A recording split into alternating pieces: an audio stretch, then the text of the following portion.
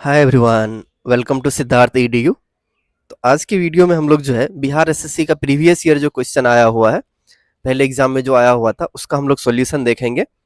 इसमें 4 पोर्शन आते हैं, आप लोग ने देखा होगा। सामान्य अध्ययन आते हैं, साइंस आते हैं, मैथ और रीजनिंग।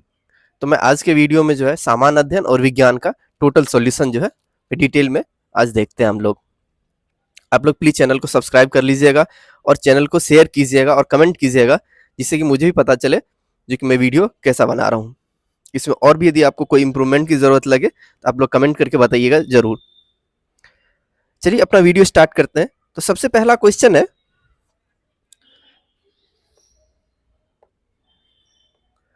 बिहार में होम रूल लीग के होम सॉरी पहला क्वेश्चन है, बिहार में होम रूल लीग के अध्यक्ष कौन थे? इसका आंसर क्या हो जाएगा? मौलाना मजरूल हक। देखिए, होम रूल लीग जो है सबसे पहली बार इसकी स्थापना कब होती है? तो 28 अप्रैल 1916 को ये बाल गंगाधर तिलक के द्वारा यह स्थापना होती है। और मेनली ये कौन से रीजन में रहते हैं, कौन से क्षेत्र में रहते हैं? तो महाराष्ट्र, कर्नाटक और बिहार में रहते हैं। और इसके अध्यक्ष कौन बनते हैं? तो जोसेफ बनते हैं।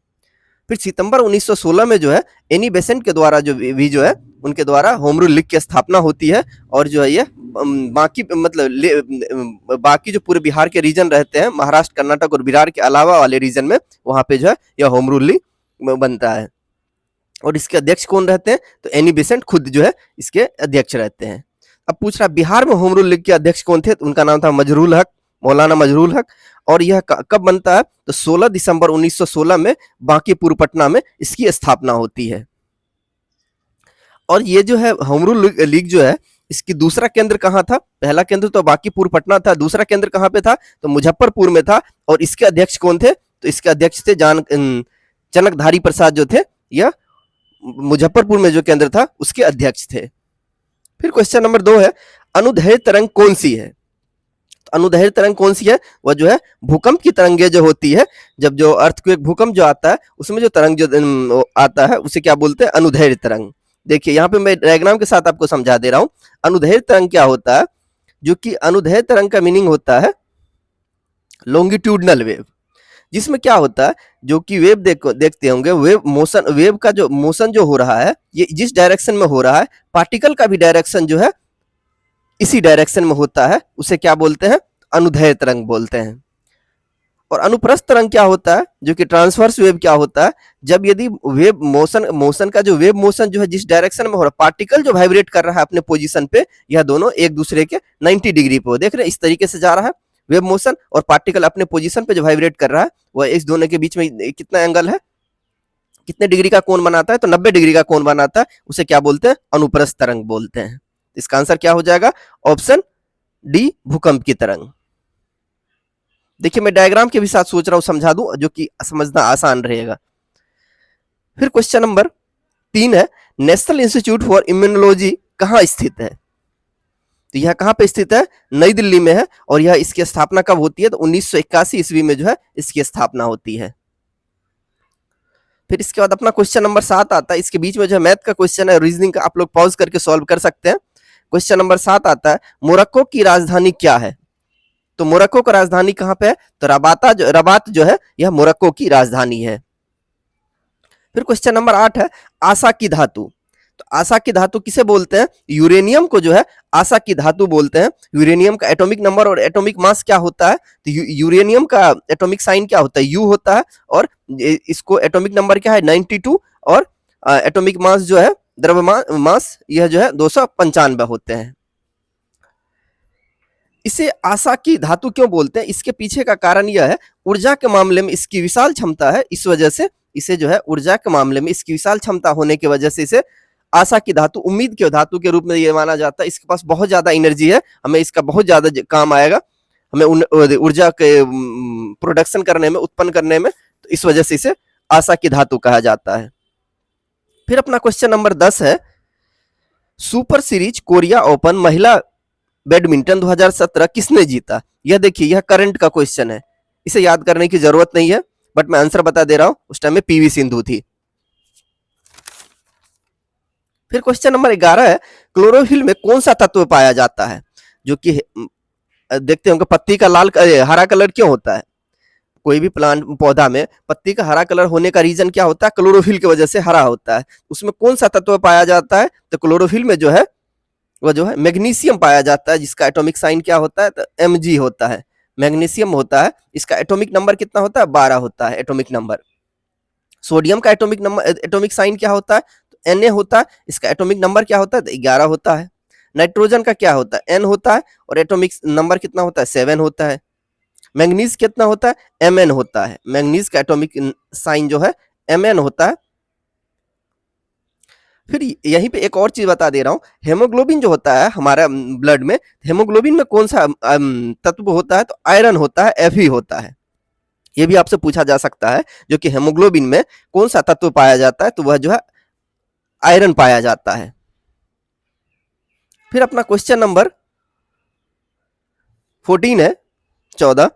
भारत में नीति आयोग और संयुक्त राष्ट्र ने कब तक के लिए सतत विकास फ्रेमवर्क पर हस्ताक्षर किए?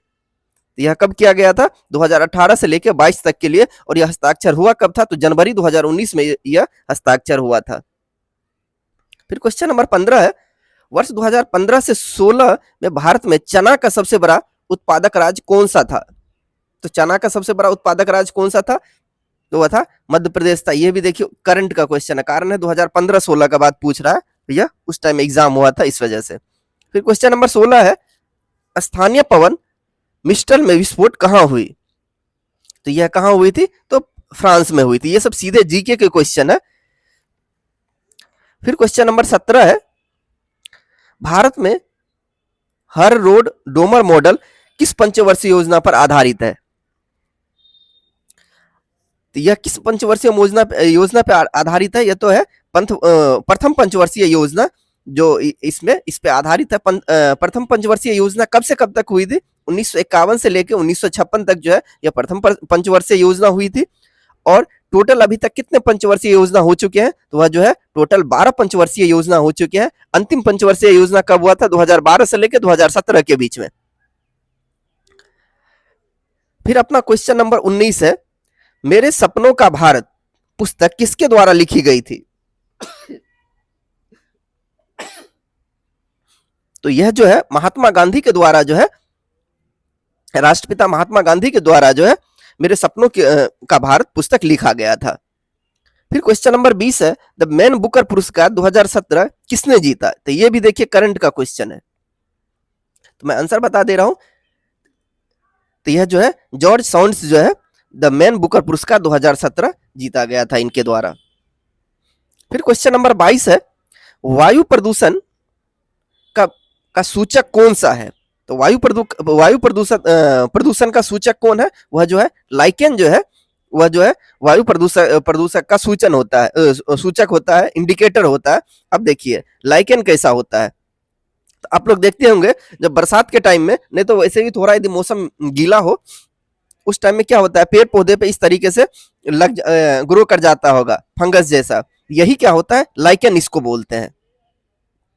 यह जो है प्रदूषण का इंडिकेटर होता है। मेनली जो है जब SO2 सल्फर डाइऑक्साइड जो होता है, यदि इसका प्रदूषण का अमाउंट ज्यादा बढ़ जाए तो यह उसमें ग्रो नहीं करता है, यह इंडिकेट करता है जो कि ज्यादा यदि ग्रो बढ़ नहीं उगा है, इसका मतलब यह मतलब दिखाता है जो कि वातावरण में जो है प्रदूषण बढ़ गया है।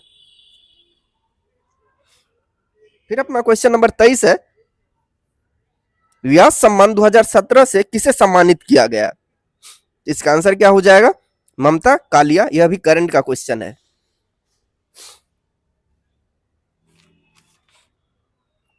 फिर अपना अगला क्वेश्चन है question number 24, Great Bear Lake कहां स्थित है? तो ग्रेट बियर लेक जो है यह जो है कनाडा में स्थित है। यह सीधे जीके का क्वेश्चन है, इसको याद करना होगा आपको बस। फिर क्वेश्चन नंबर 25 है, बादल के कण धीरे धीरे आकाश से पृथ्वी पर आते हैं, इसका क्या रीजन है? इसका रीजन क्या है? तो वायु के चिपचिपाहट के कारण। देखिए यह जो वायु मतलब बादल के कण जो धीरे धीरे पृथ्वी पे क्यों आते हैं आकाश से, उसके पीछे का यह यहाँ पे देख रहे हैं, ये जो नीचे आते हैं जब बारिश वगैरह होता है, इसके नीचे आने का क्या रीजन है? उसका रीजन मैं बता दे रहा हूं। उसका रीजन है वायु के चिपचिपाहट के कारण। देखिए बारिश जो होती है क्या होता है, गुरुत्वाकर्षण के कारण वह नीचे आता है, और उसी पे जो है यदि कोई जो ड्रॉप गिर रहा है नीचे की तरफ गिरता है, आके पृथ्वी पर आता है, तो ये नीचे क्यों आता है, गुरुत्वाकर्षण के कारण आता है। तो आना तो चाहिए था बहुत स्पीड से, आता क्यों, उसका जो नेचुरल स्पीड होना चाहिए था उससे नहीं आने के पीछे का क्या रीजन होता है, एक ड्रैग बल जो होता है, ड्रैग फोर्स लगता है ऊपर की, इसे रोकता है, ड्रैग फोर्स जो है इसे आने से रोकता है, इस वजह से जो है यह धीरे धीरे आता है। फिर अपना क्वेश्चन नंबर 29 है, समुद्र का नीलापन निम्न के कारण होता है। समुद्र जो है नीला क्यों दिखाई देता, उसके पीछे का क्या रीजन है, प्रकाश का परिकिरणन होता है। जो समुद्र देख रहे हैं, समुद्र का पानी जो है हमें नीला क्यों दिखाई देता है, उसके पीछे का कारण क्या है, तो प्रकाश का परिकर्णन होता है। देखिए सूरज की जो सफेद किरणें होती है जब समुद्र में प्रवेश करता है, जो कि सूरज से जो किरणें निकलती है, तो सफेद किरण जो होती है उसमें कौन से होते हैं, कौन कौन सी किरण होती है, तो विविग्योर होती है, VI BG YOR 7 कलर के होते हैं। इसमें से जो होता है, जो समुद्र में जो लाल रंग, पीला रंग और हरा रंग जो होता है, जिसका वेवलेंथ ज्यादा होता है, यह क्या करता है, उसे अवशोषित कर लेता है। समुद्र जो है ये 3 रंग को, लाल, हरा, पीला को अवशोषित कर लेता है, जिसका वेवलेंथ ज्यादा होता है, तरंगदैर्घ्य ज्यादा होता है, जिस वजह से जो है, जबकि नीले रंग जो होता है उसका जो है तरंगदैर्घ्य कम होने की वजह से वह प्रवर्तित हो जाता है, इस वजह से समुद्र जो है लाल दिखाई देता है। इसका आंसर क्या होगा, प्रकाश का परिकिरणन। फिर अपना इसके बाद क्वेश्चन नंबर 30 है, 2017 में फीफा का अंडर 17वां विश्व कप किस देश ने जीता, तो इसका आंसर क्या हो जाएगा, इंग्लैंड। यह भी देखिए करंट का क्वेश्चन है, कारण ये 2017 के करंट अफेयर्स का पूछा गया है, तो मैं करंट लिख दे रहा हूं, इसका आंसर क्या होगा, इंग्लैंड होगा।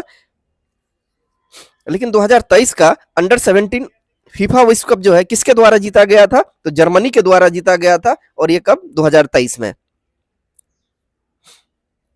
फिर क्वेश्चन नंबर 31 है, बेकिंग पाउडर के रूप में किसका उपयोग किया जाता है, तो नहीं तो बेकिंग पाउडर बोलिए, बेकिंग सोडा, आप लोग देखते होंगे घर में जो खाना बनता होगा तो बेकिंग सोडा खरीदा जाता है, मतलब खाना में यूज करने के लिए, उसका क्या कारण होता है, और वह होता क्या है, बेकिंग सोडा जो होता है यह जो है सोडियम बाइकार्बोनेट होता है। देखिए बी से बेकिंग, देखिए ऐसे नहीं याद होगा, चलिए वो ये ट्रिक यहाँ पे नहीं काम करेगा। देखिए बेकिंग पाउडर क्या होता है, तो सोडियम बाइकार्बोनेट होता है।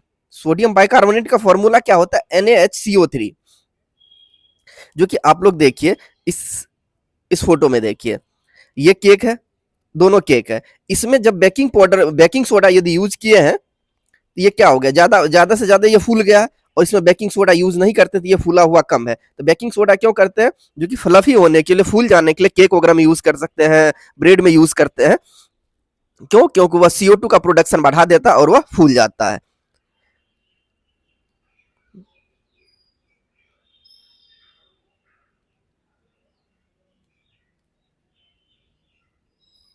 तो ये बेकिंग पाउडर क्या होता है, बेकिंग सोडा का वह क्या होता है, उसका उपयोग, तो यह जो है सोडियम बाइकार्बोनेट होता है, इसका फॉर्मूला क्या होता है, NaHCO3।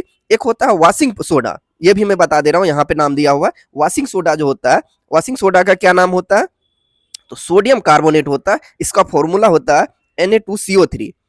Na2CO3 किसे बोलते हैं, तो सोडियम कार्बोनेट को बोलते हैं, और इसे जो है वॉशिंग सोडा बोलते हैं।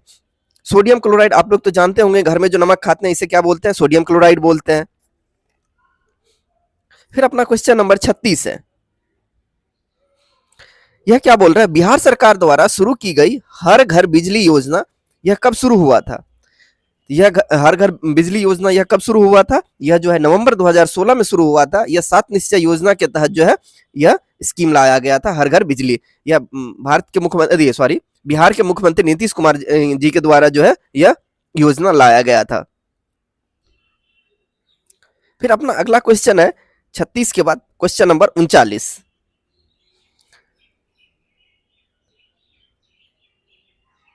द इनहेरिट्स ऑफ लॉस नाम पुस्तक के लेखक कौन है, इसके लेखक कौन है, उनका नाम है किरण देसाई, जो है इस पुस्तक के लेखक है। फिर क्वेश्चन नंबर 40 है, भारतीय संविधान का कौन सा अनुच्छेद धार्मिक स्थल को प्रतिबंधित करने के लिए स्वतंत्रता से संबंधित है? फिर से क्वेश्चन पढ़ रहा हूं, भारतीय संविधान का कौन सा अनुच्छेद धार्मिक मामलों को प्रतिबंधित करने के लिए स्वतंत्रता से संबंधित है? इसका आंसर क्या हो जाएगा? तो वह अनुच्छेद क्या है? उस अनुच्छेद का नाम है अनुच्छेद 26। अब देखिए अनुच्छेद 25 क्या होता है, यह अभी मैं बता दे रहा हूं। अनुच्छेद 25 यह बताता है धर्म चुनने की आजादी बोलता है। आदमी स्वतंत्र है, कौन सा धर्म चुनना चाहता है वह उसके ऊपर डिपेंड करता है, उसके ऊपर कोई भी फोर्स नहीं किया जा सकता, कोई भी बल से जो है धर्म परिवर्तन नहीं करा सकता है, वह आदमी स्वतंत्र है। यह कौन से अनुच्छेद में दिया हुआ है? अनुच्छेद 25 में इसके बारे में दिया हुआ है। फिर अनुच्छेद 28 यह बोलता है धार्मिक पूजा में आप सम्मिलित होने की आजादी। आप जो भी धर्म से होते हैं, चाहे हिंदू हो, मुस्लिम हो, सिख हो, ईसाई हो, आप उससे जो प्रेयर्स होते हैं, उसकी जो पूजा पाठ की तौर तरीका होता है, आप उसमें फ्री है, इंडिपेंडेंट है, आप उसमें जा सकते हैं और उसके धार्मिक अनुष्ठान में पार्टिसिपेट कर सकते हैं। फिर उसी में आर्टिकल 27 यह बोलता है freedom to payment to the religious taxes. धर्म के लिए, धर्म के अनुष्ठान के, धर्म के कार्यों के लिए आप यदि जो टैक्स देना चाहते हैं, जो पेमेंट चढ़ावा देना चाहते हैं, यह आपके ऊपर फ्री है। यह जो है अनुच्छेद 27 में दिया हुआ है। फिर इसके बाद क्वेश्चन नंबर 40 के बाद अपना क्वेश्चन नंबर 42 है, एकीकृत विद्युत विकास योजना की मुख्य वस्तु क्या है? इसकी मुख्य वस्तु क्या है? इसकी मुख्य वस्तु है सभी के लिए 24/7 24x7 शक्ति सुनिश्चित करना। यह जो एकीकृत विद्युत विकास जो है, विद्युत विकास योजना, यह किसके द्वारा चलाया गया था? तो केंद्र सरकार के द्वारा चलाया गया था। इसका पर्पस ये था जो कि सभी जनों के लिए, सभी के घर में 24 घंटा जो है 7 दिन तक बिजली प्रोवाइड हो, वहां तक उपलब्ध हो। यह कौन से कंपनी के साथ मिलकर जो भारत सरकार ने यह शुरू किया था योजना? यह है डिस्कॉम कंपनी के साथ मिलकर यह योजना शुरू किया था। उस योजना का नाम था एकीकृत विद्युत विकास योजना। फिर अपना क्वेश्चन नंबर 43 है, बिहार में मुखिया ने अपना इस्तीफा सौंपते हैं। बिहार के मुखिया जी जो होते हैं वो किसको अपना इस्तीफा सौंपते हैं? वह जो है जिला पंचायत राज अधिकारी को अपना इस्तीफा सौंपते हैं। बिहार पंचायत राज अधिनियम 2006 की धारा 18 के तहत मुखिया और उप मुखिया दोनों जो है किसे अपना इस्तीफा सौंपते हैं? तो वह जो है जिला पंचायत राज अधिकारी को अपना इस्तीफा सौंपते हैं। क्या आप लोगों के भी पंचायत में जो है कोई मुखिया आज तक जो है इस्तीफा सौंपा है? प्लीज कमेंट करके बोलिएगा, मुझे नहीं लग रहा है जो कि बिहार में ऐसा होता होगा। फिर इसके बाद अपना क्वेश्चन है क्वेश्चन नंबर 45, पेप्टिक अल्सर के लिए कौन जिम्मेदार है? पेप्टिक अल्सर के लिए यह जो है हेलिकोबैक्टर पाइलोरी बैक्टीरिया होता है, जो कि पेट में जो होता है, खाना यदि हम लोग खाते हैं, कभी कभी ये होता है, देखते होंगे जो कि बासी खाना खा लेते हैं, नहीं तो खाना जो है खराब पड़ा रहता है, उसके बाद यदि खा लेते हैं, फंगस वगैरह लगा रहता है, बैक्टीरिया लगा रहता है उसमें, उसके बाद भी यदि खा लेते हैं तो हम लोग को क्या होता है? फूड पॉइजनिंग हो जाता है, पेट में दर्द होना, उल्टी होना, पेट खराब होना। यह कौन से बैक्टीरिया के कारण होता है पेप्टिक अल्सर? तो यह जो है हेलिकोबैक्टर पाइलोरी के द्वारा होता है। देखिए यहाँ पे मैं यहाँ पे इस डायग्राम में बता दिया हूँ जो कि H pylori, Helicobacter pylori bacteria के बारे में जानकारी होता है। यह जो क्या करता है? पेप्टिक अल्सर काउज करता है।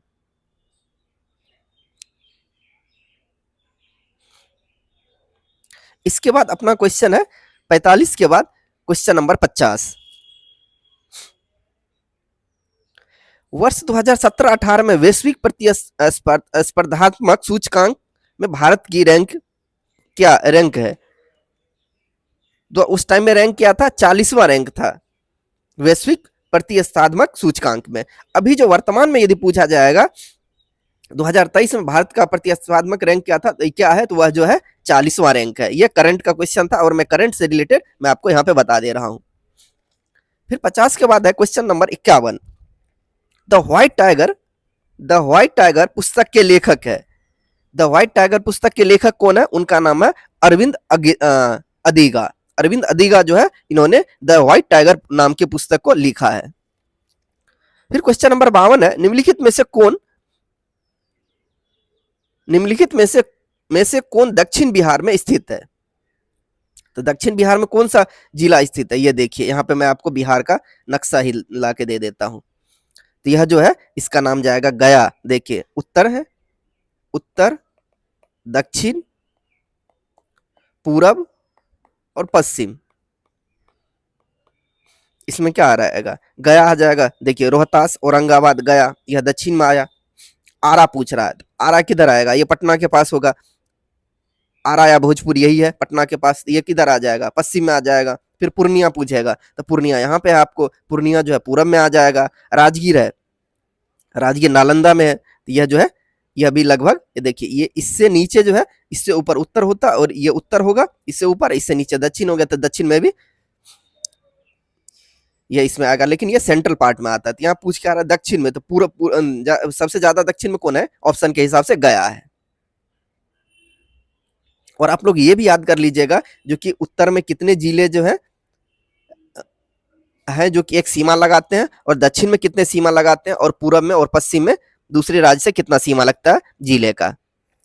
फिर 52 के बाद है क्वेश्चन नंबर 56 है।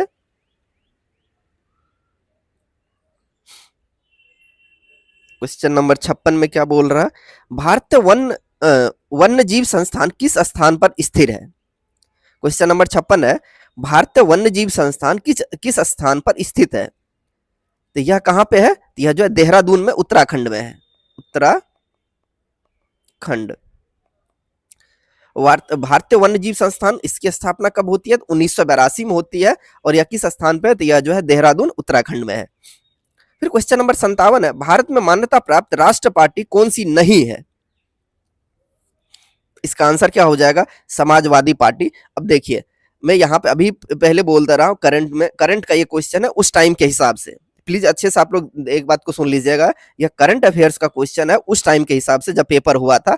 अभी जो है 6 पार्टी को जो है भारत में 6 पार्टी को राष्ट्र पार्टी का दर्जा दिया गया। उस पार्टी का क्या नाम है, तो वह आम आदमी पार्टी है, एनपीपी नेशनल पीपुल्स पार्टी है, और यह जो है यह कौन से पार्टी है, कांग्रेस है, या बीजेपी है, और यह बहन जी की party Samajwadi party, Bahujan Samajwadi party है, और यह जो है सीपीआई मार्क्सिस्ट का है। ये 6 पार्टी को जो है नेशनल राष्ट्र पार्टी का दर्जा दिया गया है। फिर 57 के बाद है अपना क्वेश्चन नंबर 58, प्रकाश की गति अधिकतम है, तो प्रकाश की गति अधिकतम किसमें होगा, तो पानी में होगा। अब देखिए यहाँ पे मैं फिजिक्स का एक अच्छा फॉर्मूला बता रहा हूं, इससे जो है आप कभी भी निकाल सकते हैं प्रकाश की गति को किसी भी माध्यम में। देखिए म्यू जो होता है इसको हम लोग रिप्रेजेंट करते हैं, अपवर्तनांक सूचकांक जो है इसको म्यू से लिखते हैं। तो म्यू का फॉर्मूला होता है C/V। C का मतलब होता है निर्वात में प्रकाश की गति जो कि 3 लाख होता है,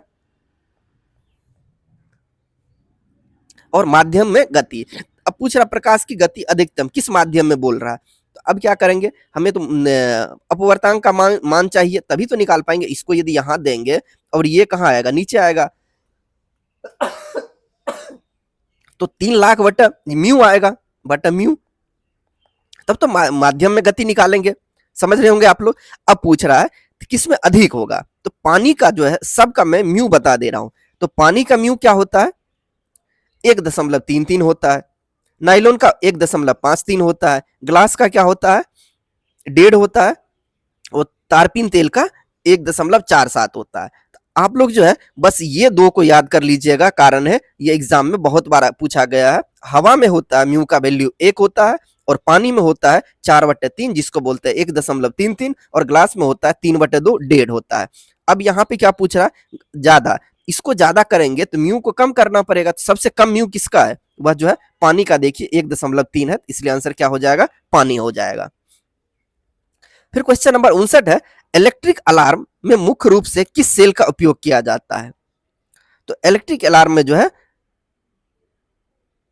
लेक्लांसे सेल का यूज करते हैं। देखते होंगे जो कि किसी के भी घर पे जो है अलार्म बजता है, जब घर जाते होंगे तो गेट नहीं नॉक करने की जरूरत पड़ता होगा, बटन दबाते होंगे जो कि घंटी बजता है, तो वह उसमें कौन सा सेल लगा रहता है, उसमें जो है लेक्लांस सेल जो है लगता है।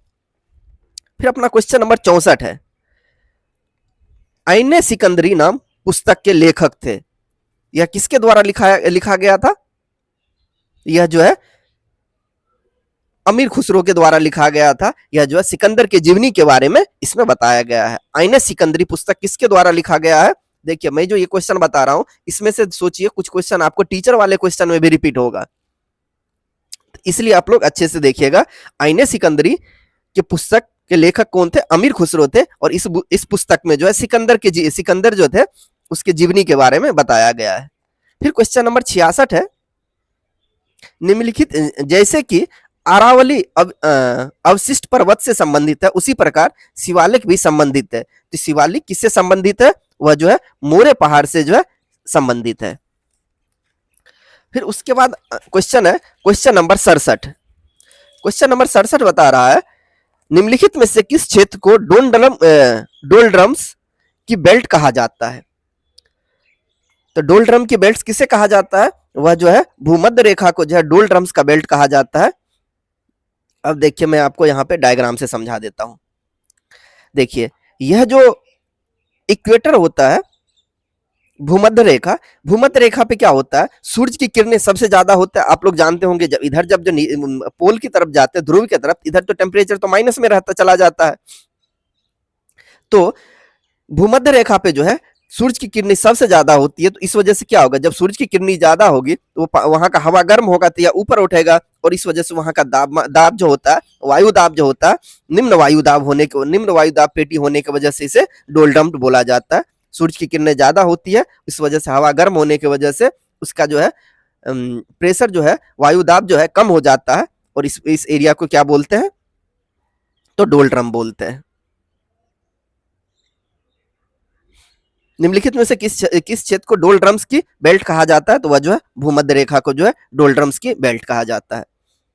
फिर क्वेश्चन नंबर 69 है, प्लाज्मा का मुख्य घटक है। तो प्लाज्मा का मुख्य घटक है, यह इसका आंसर क्या हो जाएगा? ऑप्शन ए प्रोटीन, यदि पानी। यह जो है लगभग 90 से 92% जो है पानी होता है प्लाज्मा में। अब देखिए ब्लड के बारे में मैं कुछ इंफॉर्मेशन दे देता हूँ। ब्लड जो होता है, रक्त जो बोलते हैं, ब्लड में दो कंपोनेंट होता है, दो पार्ट से मिलके जो होता है बना हुआ होता है हमारा ब्लड। ब्लड में पहला पार्ट होता है प्लाज्मा, दूसरा भाग होता है संगठित रचना। प्लाज्मा जो होता है लगभग 55% होता है, और संगठित पार्ट जो होता है 45% होता है। तो प्लाज्मा में जो होता है, अब देखते हैं प्लाज्मा के बारे में। प्लाज्मा में लगभग 90 से 92% पानी होता है, और 6 से 8% जो होता है प्रोटीन होता है। तो उसमें भी प्रोटीन में भी यदि पूछ दिया जाए जो कि प्लाज्मा में सबसे ज्यादा प्रोटीन कौन होता है, तो वह होता है एल्बुमिन प्रोटीन होता है। एल्बुमिन, ग्लोबुलिन, फाइब्रिनोजन बहुत सारे होते हैं, लेकिन एल्बुमिन प्रोटीन जो है यह सबसे ज्यादा होता है। अब हम लोग देख लेते हैं संगठित रचना यह कितना होता है। यह 45% होता है। इसी में हम लोग पढ़ते हैं RBC, WBC, platelets, red blood cells, white blood cells, रक्त कोशिका, ये सब जो है रक्त कोशिका जो है, लाल रक्त कोशिका, श्वेत रक्त कोशिका, यह जो है संगठित क्षेत्र में पढ़ते हैं। फिर क्वेश्चन नंबर 71 है अपना, शिक्षा का अधिकार अधिनियम 2009 लागू हुआ। यह कब लागू होता है? तो यह जो है अप्रैल 2010 में लागू होता है। यह जो शिक्षा का अधिकार अधिनियम 2009, शिक्षा का अधिकार जो है यह हमारे संविधान के कौन से अनुच्छेद में दिया हुआ है? यह संविधान के 21A में जो है, 21 या 21A में जो है इसके बारे में दिया गया है, शिक्षा का अधिकार के बारे में। शिक्षा का अधिकार होता क्या है? जो कि हमारे देश में कोई भी बच्चे हो 6 साल से लेके 14 वर्ष तक के उम्र में उसे शिक्षा लेने का पूरा अधिकार है। यह सरकार की जवाबदेही होती है जो कि उस बच्चे को एक गुणवत्तापूर्ण शिक्षा दिया जाए। और यह किस तरीके से है? तो 86वां संविधान संशोधन में यह लागू किया गया था। और कौन से सत्र के लिए? 2009 से 2010 सत्र के लिए। यहाँ पे जैसे पूछ दिया गया कब लागू हुआ था, तो अप्रैल 2010 बोला। हो सकता है यदि आपसे सत्र पूछ दिया जाए तो वह सत्र होगा 2009 से 2010, उस सत्र का नाम था। और कौन सा संविधान संशोधन? तो 86वां संविधान संशोधन था। फिर क्वेश्चन नंबर 72 है, कौन सी घटना भौतिक परिवर्तन है? इसमें से भौतिक परिवर्तन कौन सा है? स्प्रिंग को खींचना जो है यह एक भौतिक परिवर्तन है। देखिए आटा से रोटी बनना, आटा क्या होता है? पाउडर फॉर्म में होता है, इसका रूप चेंज हो गया, केमिकल चेंज भी इसमें आ रहा है। लोहे का जंग लगना, यह भी केमिकल चेंज में आता है। मोमबत्ती क्या होता है? सॉलिड रहता है, लिक्विड में बदलता है, उसके केमिकल चेंज में भी आता है। इस वजह से भौतिक परिवर्तन है। स्प्रिंग को जो खींचते हैं उसके रूप में जो है कोई बदलाव नहीं आता। ऐसा नहीं रहता सॉलिड रहता तो लिक्विड में बदला, चाहे गैस में बदला, चाहे वो जंग लग गया, ऐसा कुछ नहीं होता है। इसका आंसर क्या हो जाएगा? भौतिक परिवर्तन का एग्जांपल स्प्रिंग को खींचना, यह एक भौतिक परिवर्तन है। फिर क्वेश्चन नंबर 73 है, नृत्य गंभीरा से संबंधित है? यह कौन से राज्य से संबंधित नृत्य है? तो यह जो है पश्चिम बंगाल से संबंधित है। और यह किस तरह का नृत्य है? यह एक भक्ति नृत्य है। गंभीरा जो है यह एक पश्चिम बंगाल का भक्ति नृत्य है। अब मैं आपको 3 राज्य का और जो है लोक नृत्य बता देता हूं। तो कर्नाटक का लोक नृत्य क्या है? तो यक्षगान जो है यह कर्नाटक का लोक नृत्य है। और केरल का क्या लोक नृत्य है? तो कथकली है। ओडिशा का दखलाई जो है यह एक लोक नृत्य है। फिर क्वेश्चन नंबर 78 है, ये सारे मैथ के क्वेश्चन है। जेमू ग्लेशियर किस राज्य में है? तो जेमू ग्लेशियर जो है यह आपको सिक्किम में है। फिर क्वेश्चन नंबर 79 है, तारपीन का तेल निकाला जाता है। तो तारपीन का तेल किस चीज से निकाला जाता है? तो पाइन से जो है यह तारपीन का तेल निकाला जाता है। पाइन ट्री जो होता है, तारपीन का तेल तारपीन का तेल जो होता है पाइन ट्री से निकाला जाता है। फिर क्वेश्चन नंबर 81 है, ब्लॉक माउंटेन का उदाहरण कौन सा है? तो ब्लॉक माउंटेन का उदाहरण कौन सा है? वह जो है काला जंगल जो है यह एक ब्लॉक माउंटेन का उदाहरण है। देखिए जहां पे एक्सप्लेन करने की जरूरत नहीं है, बेवजह का नहीं कर रहा हूं, कारण है वह जीके का क्वेश्चन है, सीधा पूछा जाएगा। यदि आपसे पूछ दिया जाए आपके पास कितने दांत है? तो 32 दांत है।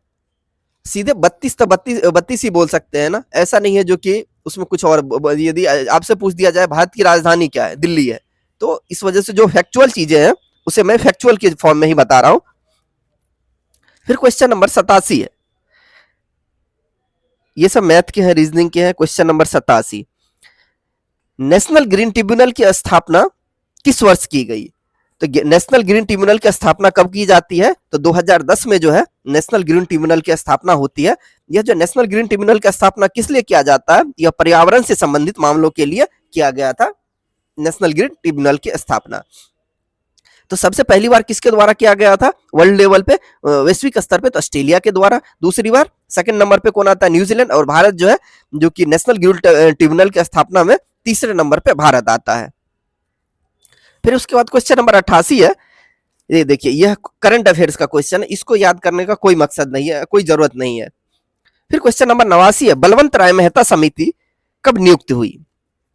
तो बलवंत राय मेहता कमेटी यह जो है 26 जनवरी 1957 को यह बना था। इसमें जो है सामुदायिक विकास कार्यक्रम के कार्य को जांच के लिए बनाया गया था। देखिए बलवंत राय मेहता कमेटी से पहले जो है अशोक मेहता कमेटी आया था, उनके द्वारा जो बनाया गया था उसको जांच करने के लिए बलवंत राय मेहता कमेटी बनाया गया था। यह कमेटी की स्थापना कब होती है? तो 16 जनवरी 1757 में होती है। इनका क्या काम था? तो कम्युनिटी डेवलपमेंट, सामुदायिक विकास कार्यक्रम के जो उसके द्वारा जो कार्य किया गया था उसको जांच करने के लिए यह बलवंत राय मेहता कमेटी बनाया गया था। तब इन्होंने क्या किया था? उसके बाद जो है सिफारिश के बाद इसके बाद जो है इन्होंने एक सिफारिश दिया। वह नवंबर 1957 में इन्होंने सिफारिश यह दिया कि लोकतंत्र विकेंद्रीकरण की सिफारिश दिया था। डेमोक्रेटिक डिसेंट्रलाइजेशन बोलते हैं इंग्लिश में, जो कि लोकतंत्र विकेंद्रीकरण का इन्होंने सिफारिश दिया था। यह कौन दिया था? तो बलवंत राय मेहता कमेटी, और यह का 1957 में दिया था। तो इसका आंसर क्या हो जाएगा? 89 का आंसर हो जाएगा जनवरी 1957। यहाँ पे देख रहे हैं कब नियुक्ति हुआ था? नियुक्ति होता है 16 जनवरी 1957 में होता है। फिर इसके बाद अपना क्वेश्चन नंबर 90 आता है, राइजोम का उदाहरण है। तो राइजोम का क्या उदाहरण है? तो यह अदरक जो है यह एक राइजोम का उदाहरण है। आलू किसका है? तना का उदाहरण है। लहसुन पत्ती का। फिर क्वेश्चन नंबर 91, भारत में कोयले का सबसे बड़ा उत्पादक कौन सा राज्य है? तो भारत में कोयले का सबसे बड़ा उत्पादक राज्य कौन सा है? तो वह जो है छत्तीसगढ़ है। यह कितना % कोयले का उत्पादन करता है? 21% के आसपास। दूसरे नंबर पे झारखंड, तीसरे नंबर पे मध्य प्रदेश है। फिर इसके बाद 91 के बाद अपना क्वेश्चन कौन सा आता है? तो वह जो है क्वेश्चन नंबर 93 आता है, मूल रूप से कौन सा कोरल द्वीप है? तो कोरल द्वीप का एग्जांपल क्या है? तो वह जो बेरानो द्वीप जो है यह कोरल द्वीप की एग्जांपल है। इसके बाद अपना क्वेश्चन नंबर 94 आता है, मिजोरम राज्य के रूप में कब अस्तित्व में आया? मिजोरम जो है राज्य के रूप में यह कब अस्तित्व में आया है? तो यह जो है 1987 में जो है मिजोरम जो है एक राज्य के रूप में अस्तित्व में आया। यह पहले जो है मिजोरम जो पहले असम का हिस्सा था, लेकिन 50वां संविधान संशोधन 1986 के तहत यह एक 23वां राज्य बना। और कौन से ईस्वी में बना? 1987 ईस्वी में। तो ये भी जान लीजिएगा, जो कि मिजोरम जो है पहले कौन से राज्य का हिस्सा था, तो असम का हिस्सा था, और यह कब बनता है 1987 में। और यह कौन से राज्य बनता है, तो 23वां राज्य बनता है। और कौन से संविधान संशोधन के तहत, तो 50वां संविधान संशोधन 1986 के तहत यह मिजोरम राज्य बनता है। फिर क्वेश्चन नंबर 95 है, महलों का शहर, किस शहर को महलों का शहर के रूप में जाना जाता है? तो ये आप लोग तो जानते ही होंगे, तो कलकत्ता को जो है महलों का शहर कहा जाता है। निम्नलिखित में से कौन मिश्र धातु बना है? तो मिश्र जो है या शोल्डर को बोलते हैं। शोल्डर किस चीज से मिलकर बना होता है? मिश्र, तो यह जो है आपको एसएन और पीबी से मिलकर बना होता है, टीन और लेड से बना होता है।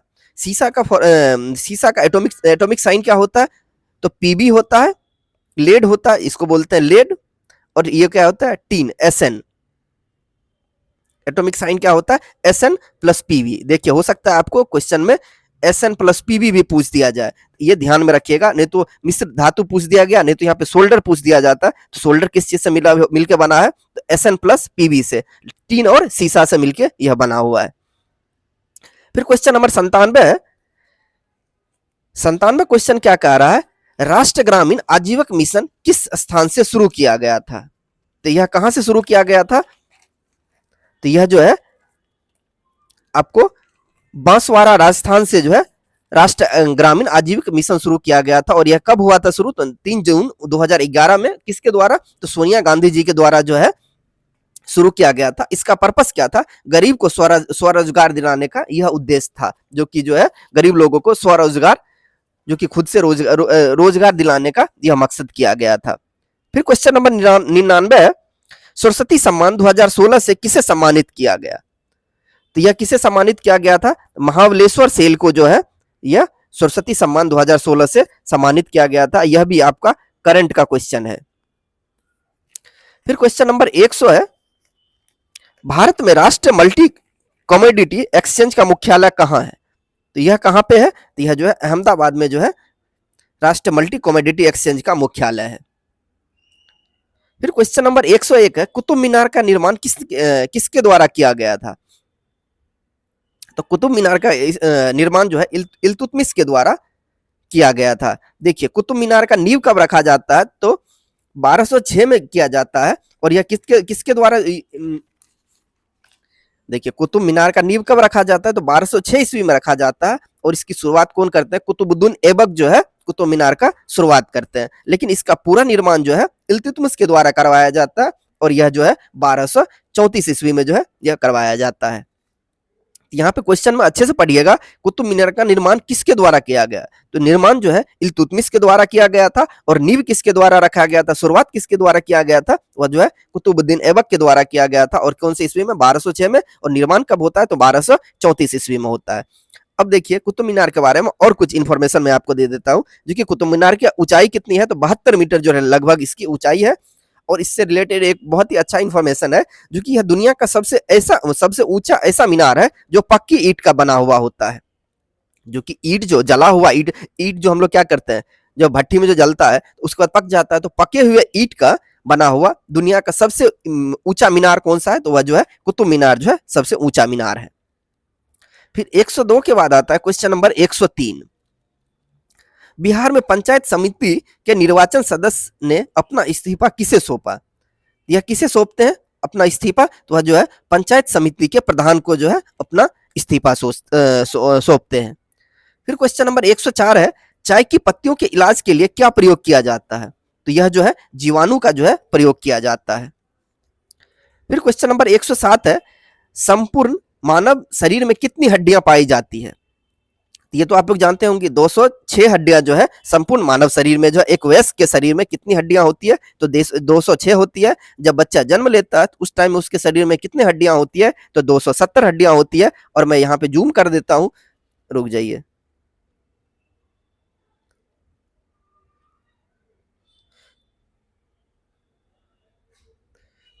तो एक मिनट,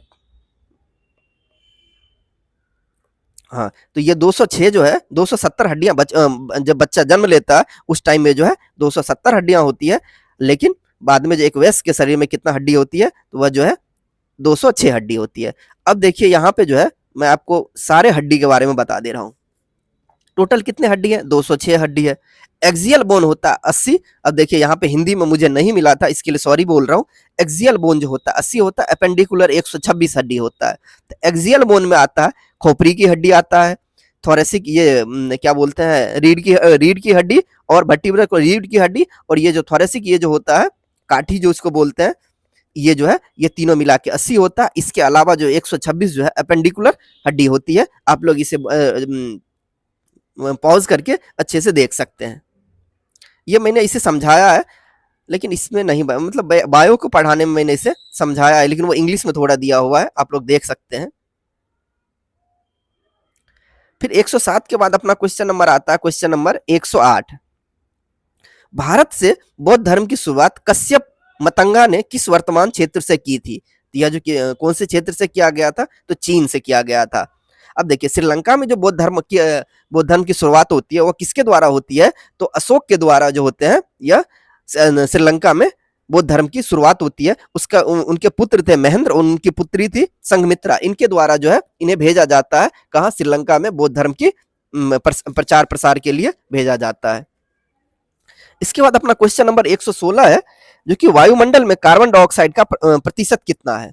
तो वायुमंडल में कार्बन डाइऑक्साइड का प्रतिशत कितना होता है? 0.03% होता है, 0.03%। देखिए इसमें से कोई नहीं है, ये भी गलत, 0.3 है, इसमें 0.03%।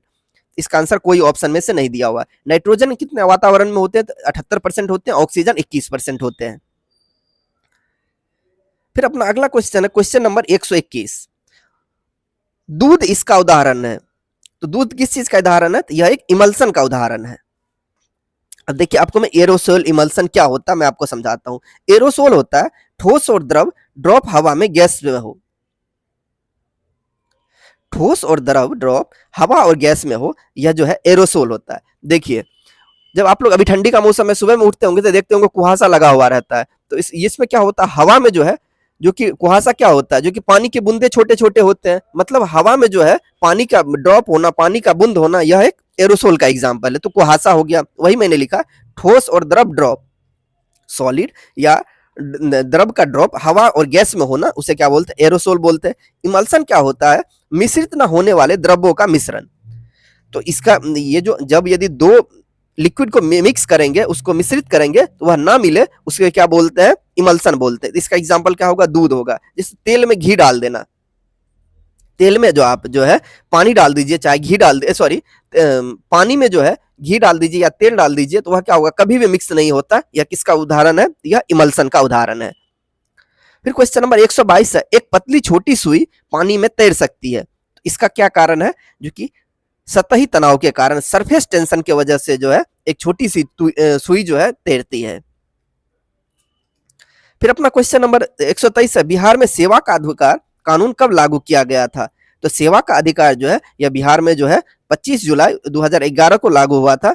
यह लागू करने वाला बिहार जो है दूसरा राज्य बना था। सबसे पहला राज्य कौन सा बना था? मध्य प्रदेश। यह कब लागू किया था? 2010 में। सेवा का अधिकार लागू करने वाला राज्य बिहार कब है? यह जो है दूसरा राज्य है। इन्होंने 25 जुलाई 2011 को लागू किया था, और मध्य प्रदेश जो है पहला राज्य था। फिर 123 के बाद अपना है क्वेश्चन नंबर 126। देखिए मैं सोचा जीके जीएस को एक साथ ही पूरा करवा दे रहा हूं तो आसान रहेगा आपको या रिवीजन करना। 126 क्वेश्चन है, लाल किला का निर्माण किसके शासनकाल में हुआ था? तो लाल किले का निर्माण जो है तो शाहजहां के शासनकाल में हुआ था। और कब हुआ था? तो 1648 ईस्वी में लाल किला जो है इसका निर्माण हुआ था, जहां पे प्रधानमंत्री जो है हर साल 15 अगस्त को झंडा फहराते हैं।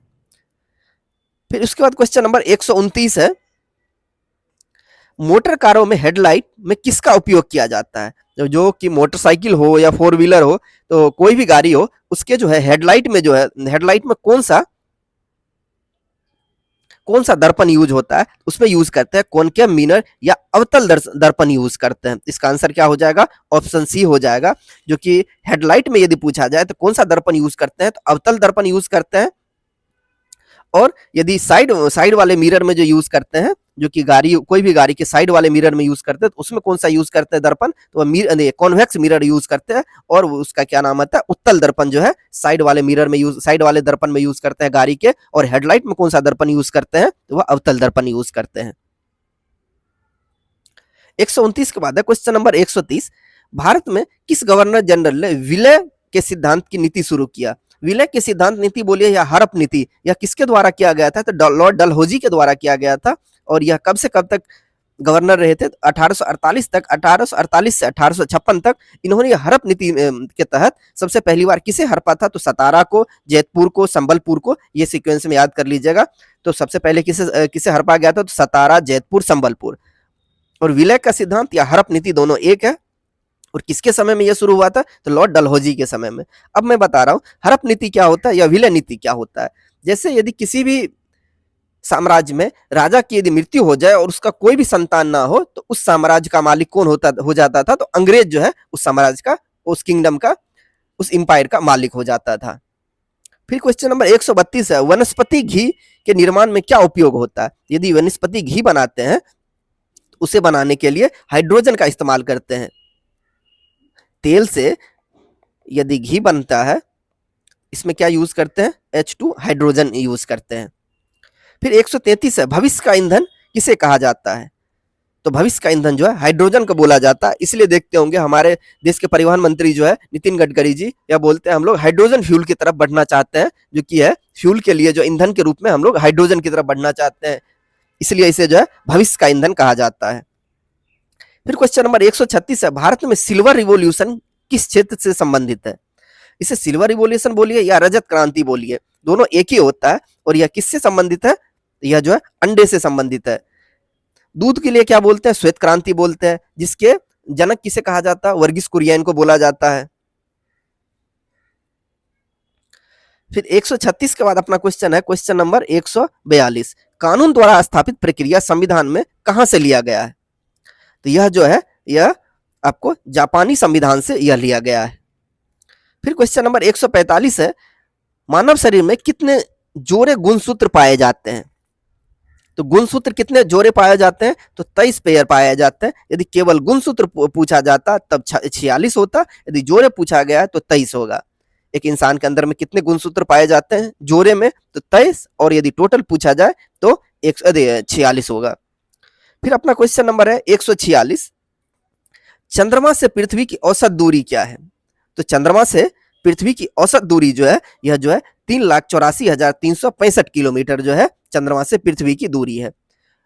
और एक चीज और बता दे रहा हूं, चंद्रमा पे जो है जी का मान जो होता है, एक्सेलरेशन ड्यू टू ग्रेविटी का मान G/6 होता है। इस वजह जो है हम लोग यदि कोई भी वस्तु को यदि हम लोग चंद्रमा पे लेके जाए, उसका वजन भी जो है G/6 से कम हो जाता है। फिर अपना क्वेश्चन नंबर 147, बिहार की कौन सी महिला भारतीय राष्ट्रीय सेना आजाद हिंद फौज में शामिल हुई? उनका क्या नाम था? तो आयशा सहाय जो है इसमें शामिल हुई थी। फिर अपना अगला क्वेश्चन है, इंद्रावती टाइगर रिजर्व कहां है? इंद्रावती टाइगर रिजर्व जो है छत्तीसगढ़ के दंतेवाड़ा में है। निम्नलिखित दिए गए शब्दों को सार्थक क्रम में लगाए, इसको सीक्वेंशियल ऑर्डर में लगाना है। इसका आंसर क्या हो जाएगा? ऑप्शन ए होगा, जो कि सबसे पहले क्या आएगा? मृदा आएगा, मिट्टी आएगा। जब मिट्टी लगाएंगे तभी तो फल फूल वगैरह लगेगा। जब मृदा सबसे पहली बार लगाएंगे, जब मृदा लगाएंगे तो उसके बाद तो बीज लगाएंगे, जब बीज लगाएंगे तो उसके बाद क्या होगा? पौधा बनेगा। जब पौधा बनेगा तो उसके बाद तो फूल आएगा, जब फूल आया तो उसके बाद तो फल आएगा। तो इसी क्रम में इसको सजाना था। फिर अपना जो है क्वेश्चन नंबर 150 है, दिए गए विकल्पों में से विषम शब्द को चुनिए, इसमें जो अलग है सबसे उसे चुनिए। देखिए क्रायोलाइट का फॉर्मूला क्या होता है? Na3AlF6 होता है। ये देख लीजिए आप लोग फॉर्मूला, यदि आप लोग याद करना चाहते हैं तो कर सकते हैं, कारण है पूछा जा सकता है। तो क्रायोलाइट का फॉर्मूला होता है Na3AlF6। कर्नेलाइट का क्या होता है? KMgCl3.6H2O। बॉक्साइट का क्या होता है? Al2O3.2H2O। और फेल्सपार का क्या होता है? KAlSiO3। तो देखिए ये सब में एल्युमिनियम कॉमन है। ये एल्युमिनियम का बॉक्साइट है, यह भी एल्युमिनियम का बॉक्साइट है, लेकिन यह एल्युमिनियम का बॉक्साइट नहीं, सॉरी एल्युमिनियम का जो है यह अयस्क नहीं है। इस वजह से यह इसका आंसर क्या हो जाएगा? कार्नेलाइट हो जाएगा। तो चलिए, थैंक यू सो मच। आपको वीडियो कैसा लगा प्लीज जरूर कमेंट कीजिएगा, इसे और शेयर कीजिएगा।